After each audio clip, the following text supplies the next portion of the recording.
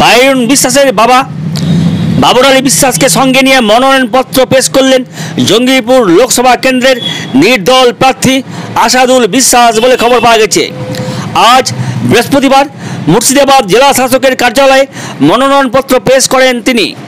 নির্দল প্রার্থী আসাদুল বিশ্বাসের মনোনয়নের সময় উপস্থিত ছিলেন সাগরদিঘি বিধানসভার তৃণমূল কংগ্রেসের বিধায়ক বাইরন বিশ্বাসের বাবা বিড়ি ব্যবসায়ী বাবর আলী বিশ্বাস।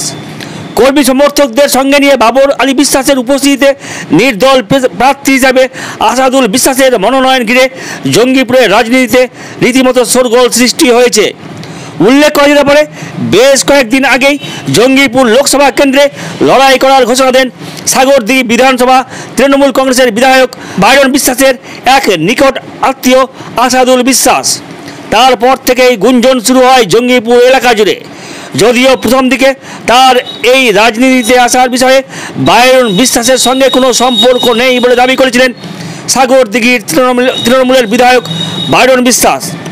আজ বৃহস্পতিবার মনোনয়ন পেশের প্রাক্কালে বাইরন বিশ্বাসের পিতা বাবর আলী বিশ্বাসকে সঙ্গে নিয়েই মনোনয়ন জমা করতে যান আসাদুল বিশ্বাস। আর তাতেই কার্যত রাজনৈতিক মহলে প্রশ্ন উঠতে শুরু করেছে এলাকা জুড়ে। জঙ্গিপুর লোকসভা আরো তো লোক জঙ্গিপুর লোকসভা আজকে নমিনেশন ফাইল করলেন? হ্যাঁ, আজকে আমার নমিনেশন কমপ্লিট হলো। আমার মোটামুটি 200 থেকে 250 গাড়ি এসছে।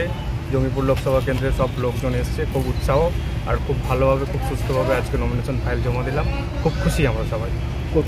জঙ্গিপুরের মানুষজন খুব খুশি। কোন প্রতীক নিয়ে দাঁড়ালেন আপনি? প্রতীকটা এখনও ঠিক হয়নি, ওটা হয়তো কালকে বা পরশুর মধ্যে পেয়ে যাবো, খুব শীঘ্রই পেয়ে যাবো। ডিএম স্যার বললেন খুব তাড়াতাড়ি পেয়ে যাবো। রাজনীতি আগে করতেন না এবার প্রথম? হ্যাঁ, রাজনীতি আমাদের হয় টুকটাক করে, সেইভাবে মানে করা হয়নি, তবে সমাজসেবী এগুলো করে এসেছি, মানুষের পাশে দাঁড়িয়েছি, গরিব মানুষের পাশে দাঁড়িয়েছি আমরা। কী করেন এমনি ব্যবসা কিছু? হ্যাঁ, এমনি ব্যবসা আছে আমার। কী ব্যবসা? হ্যাঁ, আমাদের অনেক কিছু ছোটো ছোটো ব্যবসা আছে। তো বড় বড় শিল্পপতি দাঁড়িয়েছে, আপনারা ওখানে লড়াই করতে পারবেন ওদের সঙ্গে? হ্যাঁ, অবশ্যই লড়াই করার জন্যই তো দাঁড়িয়েছি।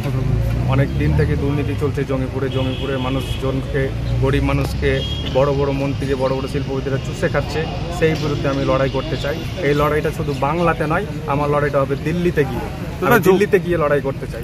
এই লড়াইটা শুধু বাংলাতে নয়, আমি তো বাংলাতে তো অবশ্যই লড়বো, তার থেকেও বড় যেটা আমার লড়াই হবে সেটা হচ্ছে দিল্লিতে, পার্লামেন্টে লড়াই হবে। এই গরিব মানুষকে শোষণ করা, অসহায় মানুষকে শোষণ করা, এটা বন্ধ, সেই রুখতে আমি নির্দল প্রার্থী হয়ে জঙ্গিপুর লোকসভা কেন্দ্রে ভোটে দাঁড়িয়েছি নির্দল প্রার্থী হিসেবে। সাপোর্ট কেউ করছে আপনাকে, কোনো দল? হ্যাঁ, আমাকে কোনো দল না, আমাকে আমার জনগণ সাপোর্ট করছে, এটাই আমার কাছ থেকে প্লাস পয়েন্ট।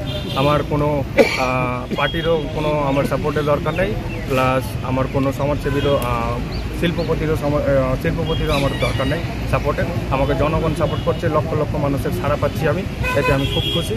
আর প্লাস 100% আমি জয়ী হব।